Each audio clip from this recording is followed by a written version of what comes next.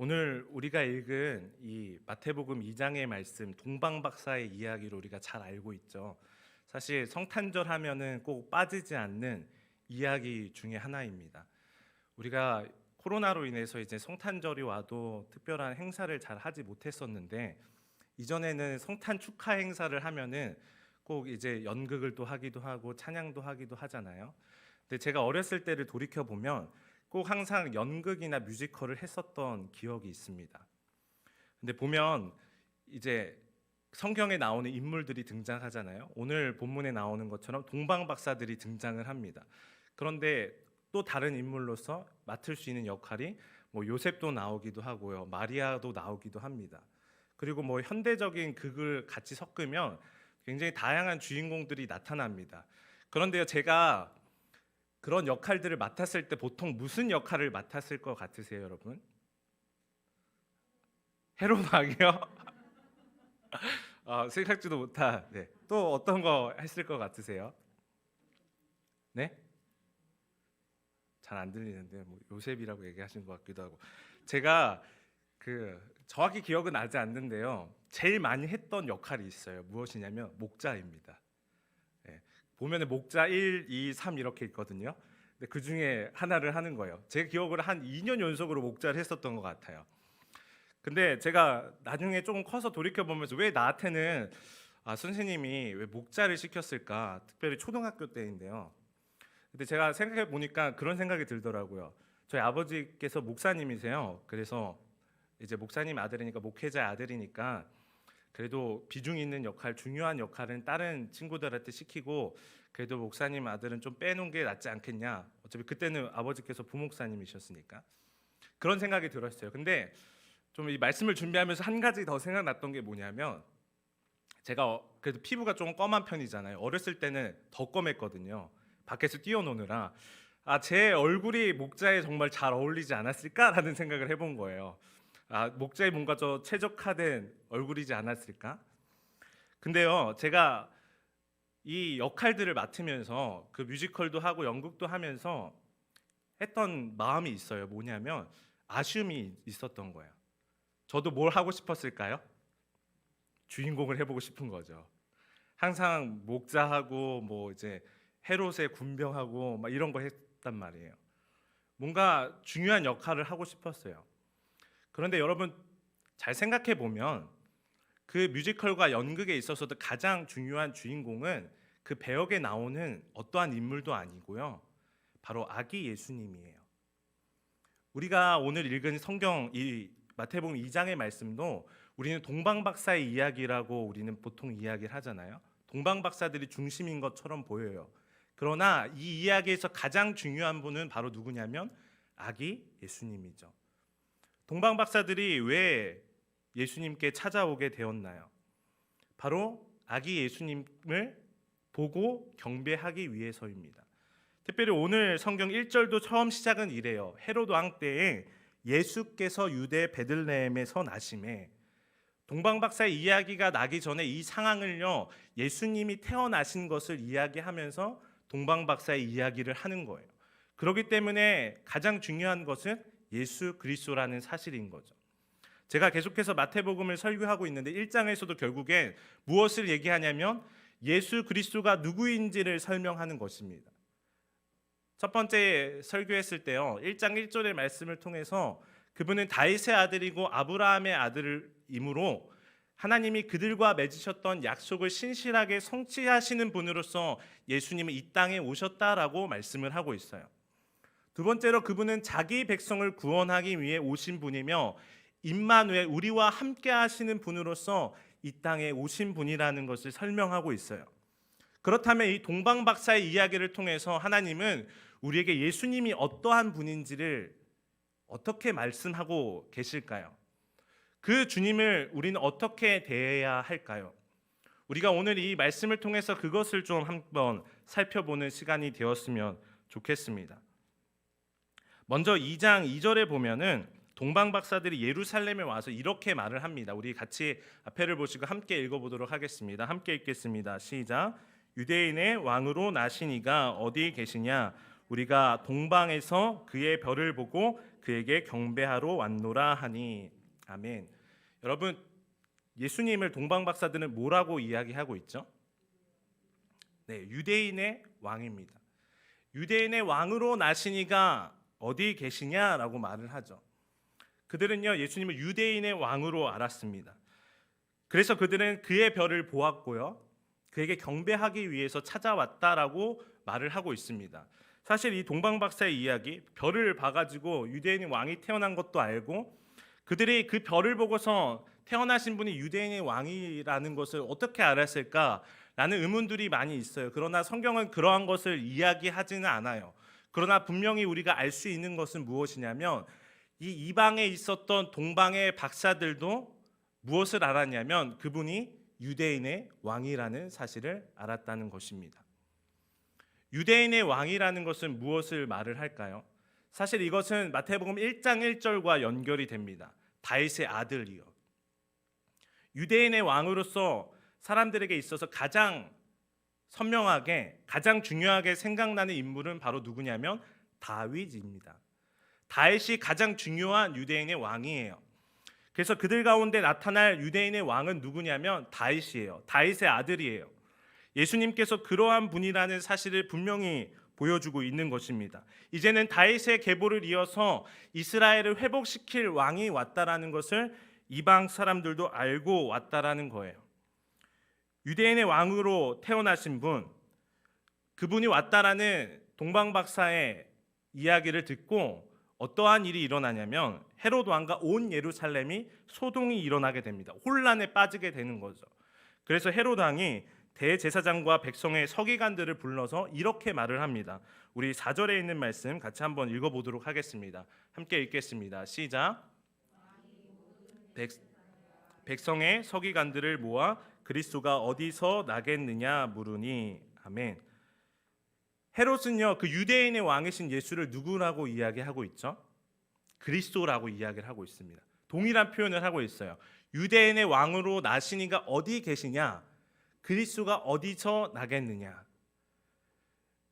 동방에서부터 온 박사들은 예수님을 유대인의 왕이라고 했어요. 그런데 그것을 들었던 헤롯은 무엇으로 예수님을 말하냐면 그리스도라는 거예요. 구약에서 그리스도는 다른 표현으로 뭐라고 이야기를 하죠? 메시아. 메시아, 그리스도는 구원자라는 뜻입니다. 이제 이스라엘을 구원할 구원자가 오셨다라는 것입니다. 그런데 그가 어디서 나겠느냐라고 물어봤을 때 사람들이 뭐라고 이야기를 하죠? 유대 베들레헴입니다라고 대답을 합니다. 그 유대 베들레헴 하면 또 떠오르는 인물이 있습니다. 그것은 다윗이죠. 베들레헴에서 자라났던 다윗, 그래서 그곳에서부터 이제 하나님께서 부르셔가지고 왕이 되었던 다윗이요. 그 베들레헴에서 났다라는 건 결국에 다윗을 이어서 유대인의 왕이 나셨다라는 겁니다. 다윗의 아들을 통해서 이 이스라엘을 구원할 구원자가 태어났다라는 사실입니다. 그런데요, 이 유대 베들레헴에서 난다라는 그 말은요, 선지자를 통해서 기록된 말씀이라고 이야기를 하면서 그분이 누구인지를 다시 한번 설명을 하고 있습니다. 우리 마태복음 2장 6절을 같이 한번 보도록 하겠습니다. 함께 읽겠습니다. 시작. 또 유대의 땅 베들레헴아, 너는 유대 고을 중에서 가장 작지 아니하도다. 내게서 한 다스리는 자가 나와서 내 백성 이스라엘의 목자가 되리라. 아멘. 네. 근데 이 말씀은요, 보면 미가서 5장 2절의 말씀입니다. 선지자를 통해서 기록되었다고 했잖아요. 그 기록된 말씀 미가서 5장 2절입니다. 우리 앞에를 보시고 한번 함께 읽어보도록 하겠습니다. 함께 읽겠습니다. 시작. 베들레헴 에브라다야, 너는 유다 족속 중에 작을지라도 이스라엘을 다스릴 자가 내게서 내게로 나올 것이라. 상고의 영혼에 있느니라. 아멘. 여러분 어떻습니까? 말씀이 거의 유사하죠, 그렇죠? 그 이 미가서 5장 2절의 말씀을 가지고서 사람들이 헤롯에게 이야기를 한 거죠. 이 말씀을 보면 유대 베들레헴에서 납니다라고 말을 합니다.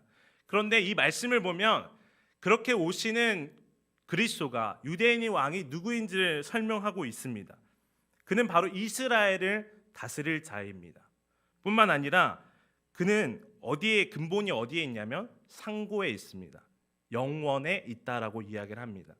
그 말은 다스릴 자가 나타나게 되는데 그는 하나님께서 보내신 자라는 것을 이것을 통해서 보여주고 있다라는 거죠. 즉 하나님이 보내시는 유대인의 왕, 하나님이 보내시는 그리스도가 이제 태어날 것이다, 나타날 것이다라는 것을 분명히 보여주고 있는 것입니다.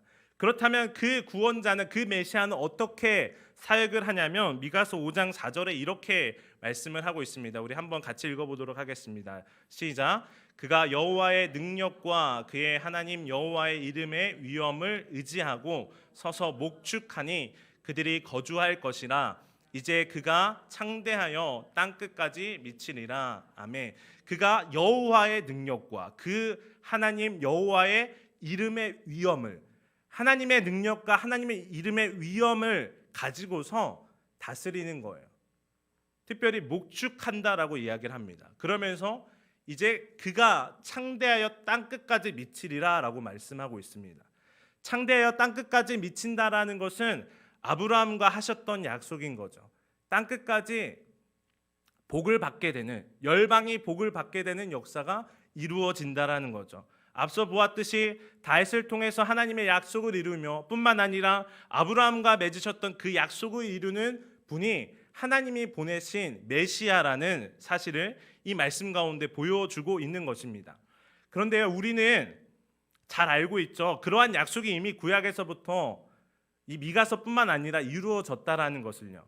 그런데 우리가 성경, 특별히 구약을 잘 이해해 보면 이 사실이 굉장히 놀라운 은혜라는 것을 우리가 알 수 있습니다. 제가 물 좀 잠깐 먼저 마시겠습니다. 죄송합니다. 목이 너무 말라가지고. 그것을 우리가 어떻게 알 수 있냐면요. 미가서는 이제 우리가 구약 성경에서 찾아보면은 어디 쪽에 있죠? 뒤쪽에 있잖아요. 그래서 보통 이제 소선지서라고 이야기합니다. 선지서 중에서 분량이 적은 선지서들을 모아둔 것이 소선지서라고 합니다. 총 12개의 선지서가 있는데요. 호세아부터 말라기까지 총 12개의 선지서가 있어요. 그런데 순서를 보면 첫 번째 호세아가 나오고요. 두 번째는 요엘이 나옵니다. 그리고 세 번째로는 갑자기 생각이 제가 네. 아니요. 나움이 아니죠. 나오면 미가 다음이에요. 자, 제가 생각했습니다. 호세가 나오고요. 그 다음에 요엘이 나오고요. 그리고 세 번째로는 아모스가 나오고요. 그 다음에 오바댜가 나오고 요나가 나오고 그 다음에 여섯 번째로 이 미가가 나타납니다. 미가 앞에 총 5개의 선지서가 있는데요. 그 선지서들을 보면 특징적인 게 있어요. 뭐냐면 호세아를 통해서 하나님이 먼저 말씀하시는 내용이 반복이 돼요. 무엇이냐면 호세아 6장을 보면은 호세아 선지자가 그렇게 이야기를 하죠. 여호와께 돌아오라고 이야기하죠. 여호와께 돌아가자라고 이야기를 해요. 그러면서 호세아를 보면요, 가장 중심되는 내용이 무엇이냐면 하나님과 언약을 맺었던 백성들이 하나님과 그 언약에 있어서 신실하지 못하기 때문에 하나님이 심판하신다라는 거예요. 그런데 그 심판을 피할 수 있는 방법이 무엇이냐면 여호와께 돌아가는 것이에요. 그러면 하나님이 어떻게 하시냐면 여호와께서 돌이키신다고 말씀해요. 여호와께 돌아가면 여호와께서 돌이키신다라는 게 호세아에서부터 요나까지의 중심적인 이야기예요. 하나님의 백성이 먼저 돌아가면 하나님이 돌아오신다는 거예요. 그런데요, 미가서에 가면은 이러한 패턴이 깨져요. 반대가 일어나요. 하나님이 먼저 돌아오시고 그러면 너희도 돌아오라는 것으로 바뀌어요. 내가 먼저 돌아가니 이제 너희도 돌아오라는 것으로 바뀌어요. 그래서 우리가 방금 본 미가서 5장 2절에 내가 다스릴 자를 먼저 보낸다라는 거예요. 내가 메시아를 먼저 보내니까 너희가 그 메시아를 보고서 돌아오라는 거예요. 내가 메시아를 통해서 너희를 구원할 것이니까 그럼 너희는 내게로 돌아오라는 거예요. 이것이 미가 이후로 바뀌는 은혜인 것이에요. 사랑하는 성도 여러분, 요한일서 4장 10절에도 우리에게 이렇게 말씀해요. 우리 한번 같이 읽어보도록 하겠습니다. 시작. 사랑은 여기 있으니 우리가 하나님을 사랑한 것이 아니요 하나님이 우리를 사랑하사 우리 죄를 속하기 위하여 화목제물로 그 아들을 보내셨음이라. 아멘. 우리가 먼저 하나님을 사랑한 게 아니에요. 그래서 예수님이 오신 게 아니에요. 먼저 우리를 사랑하사 그 아들을 화목제물로 우리 가운데 보내셨다고 말씀하고 있어요. 우리가 잘 아는 로마서 8장 5장 8절에도 그런 말씀이 있죠. 우리가 아직 원수 되었을 때에 하나님이 그 아들을 통해서 자기의 사랑을 확증하셨다라고 말씀하고 있어요. 우리는 아직도 죄인으로 있었어요. 우리는 하나님을 먼저 사랑한 것이 아니에요. 그런데 하나님이 먼저 그 사랑을 우리 가운데 보여주셨다고요. 우리 가운데 그 사랑을 베풀어 주셨다고요. 누구를 통해서요? 예수 그리스도를 통해서요. 오늘 이 마태복음 2장 6절에서 그것을 우리 가운데 먼저 보여주고 있는 거예요. 예수님이 태어나실 때를 다시금 생각해 보세요. 그때는요, 이스라엘이 회복되지 않았을 때예요. 그들은 포로로 살아가고 있었을 때예요. 아직도 하나님과의 그 약속 가운데 신실하게 회복하지 않았어요. 그 언약이 회복되어지지 않은 상태였어요. 그런데 예수님께서 태어나신 거예요. 하나님의 아들 그분이 오신 것이죠. 하나님 먼저 그렇게 손을 내미시며 하나님의 사랑을 우리 가운데 보여주셨다라는 사실입니다. 그분이 누구냐면 왕이세요. 유대인의 왕이며 그들을 구원할 구원자라는 사실입니다. 그런데 그 왕은요, 일반적인 왕과는 달라요. 그 왕이 통치하는 방식은요, 일반적인 왕이 통치하는 방식과 굉장히 다릅니다. 우리가 아까 마태복음 2장 6절의 말씀을 보았을 때 보면은 이렇게 말씀해요. 내게서 한 다스리는 자가 나와서 내 백성 이스라엘의 목자가 되리라 라고 말씀해요. 이 다스리시는 왕은요, 목자세요. 미가서 5장 4절에서도 그래서 아까 목축한다라고 표현한 거예요. 그들을 목양하고 그들을 목자가 인도하는 것처럼 그들을 인도하고 그들을 품어낼 것이라는 것을 말씀하고 있어요.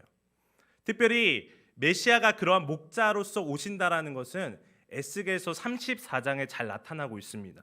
에스겔 34장 4절을 보면은 이렇게 말씀해요. 우리 한번 같이 읽어볼까요? 함께 읽겠습니다. 시작. 너희가 자를 강하게 아니하며 병든 자를 고치지 아니하며 상한 자를 싸매주지 아니하며 쫓기는 자를 돌아오게 하지 아니하며 잃어버린 자를 찾지 아니하고 다만 포악으로 그것들을 다스렸도다. 아멘. 이게 누구를 향한 말씀이냐면요, 이스라엘을 다스리고 있었던 지도자들을 향해서 말씀하신 거예요. 하나님의 백성들은 양이고 그들을 인도하는 지도자들은 목자라는 거예요. 그런데 뭐라고 말씀합니까? 그 목자들이 양이 연약할 때 강하게 안 하고요, 병들었을 때 고치지 않습니다. 상한 자를 싸매주지도 않고 쫓기는 자를 돌아오게 하지도 않아요. 그들의 다스리는 방법은 무엇이라고요? 포악입니다. 이스라엘의 지도자들은 그러한 목자였어요. 그래서 양들에게 먹을 것도 주지 않고 심지어 그 양을 먹는 자라고 이야기를 합니다. 그래서 15절에 이렇게 말씀합니다. 같이 읽어보도록 하겠습니다. 시작.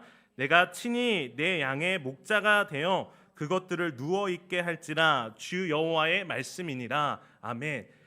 어떻게 하신다고요? 친히 목자가 되신다고요. 이스라엘의 목자들이, 이스라엘의 지도자들이 부패했고 그들이 하나님의 말씀에 따라 나아가지 않을 뿐만 아니라 그들의 백성들조차도 무너지게 만들고 그들이 잃어버리게 만들자 하나님께서 친히 목자가 되셔서 그들을 다스리실 것이라고 말씀을 하세요. 뿐만 아니라 22절부터 24절에 이렇게 말씀을 하고 있습니다.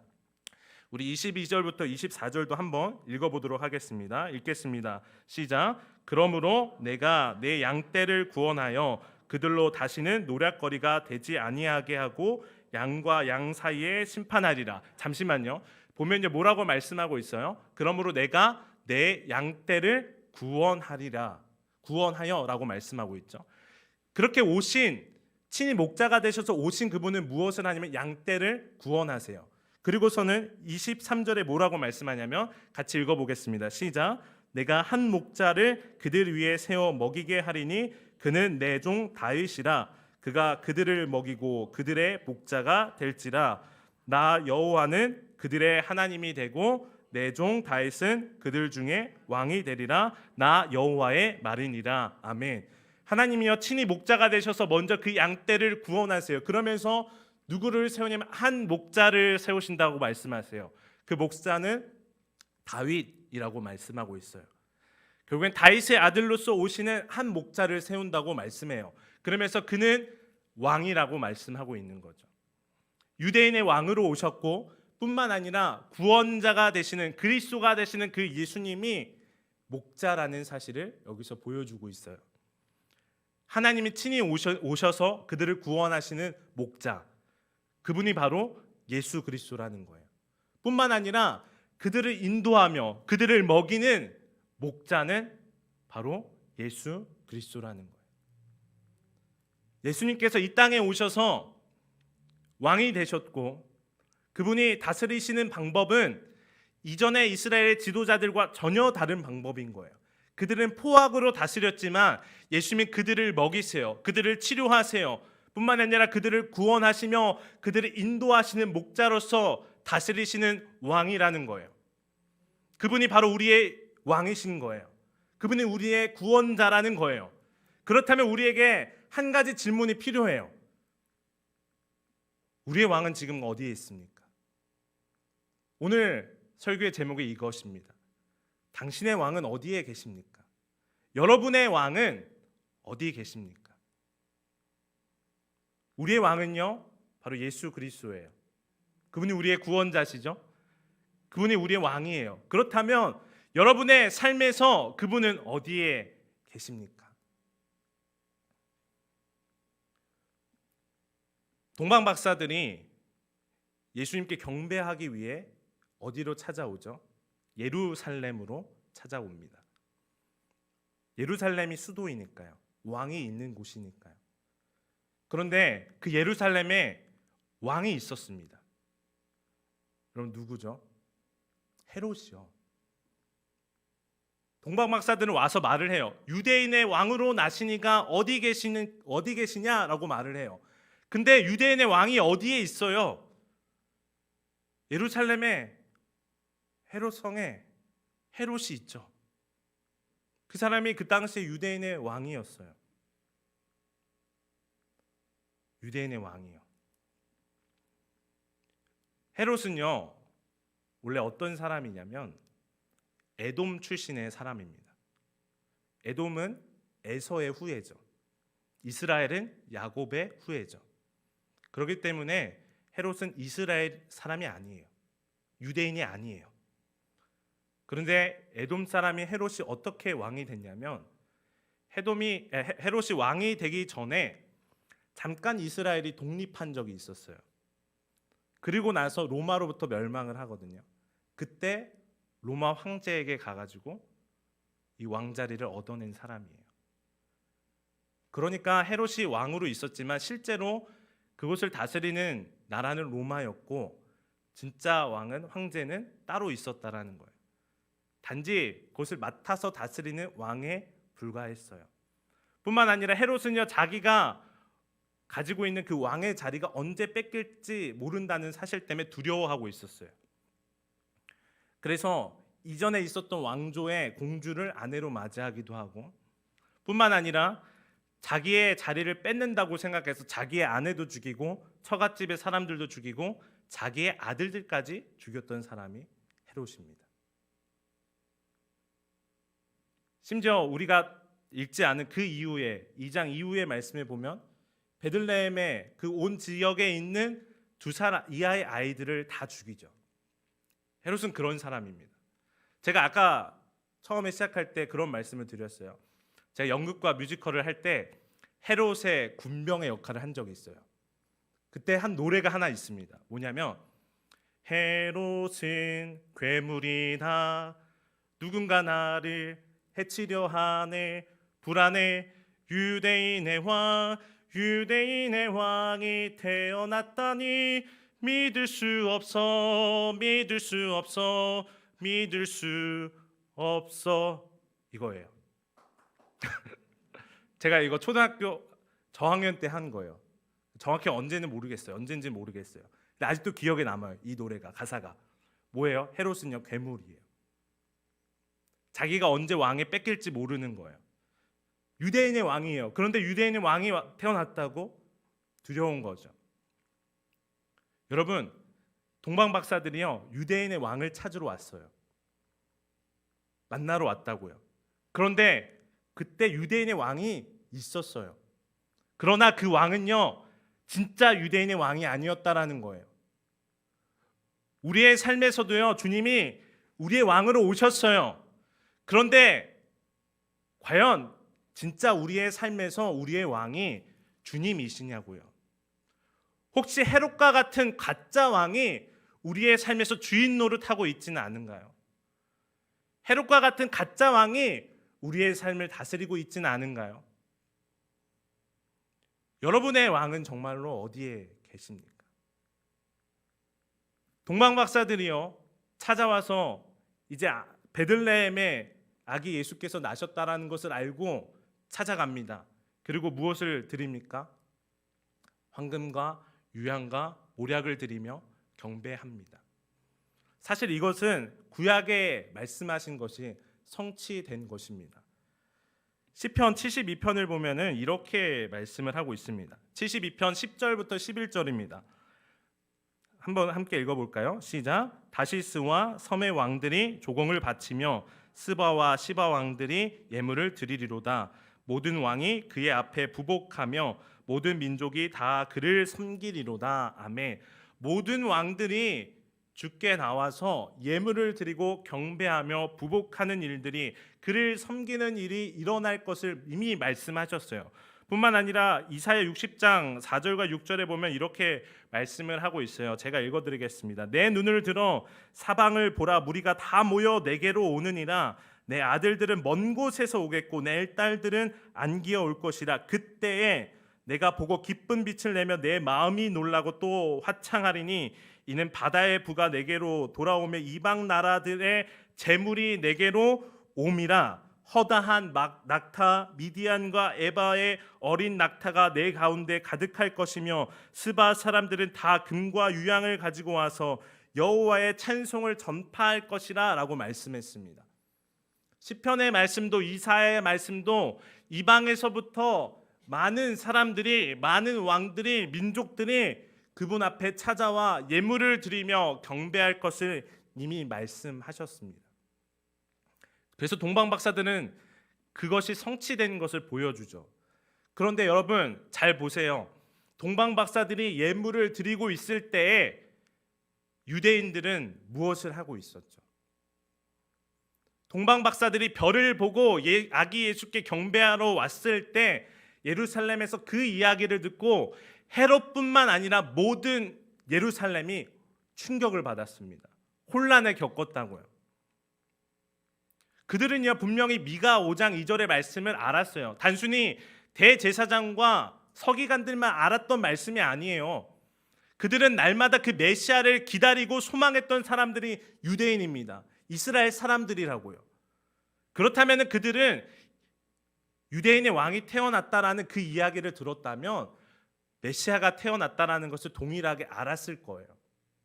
그런데 그들의 반응은요 그 아기 예수께 찾아가는 것이 아니라 그냥 충격에 빠져 있는 거예요.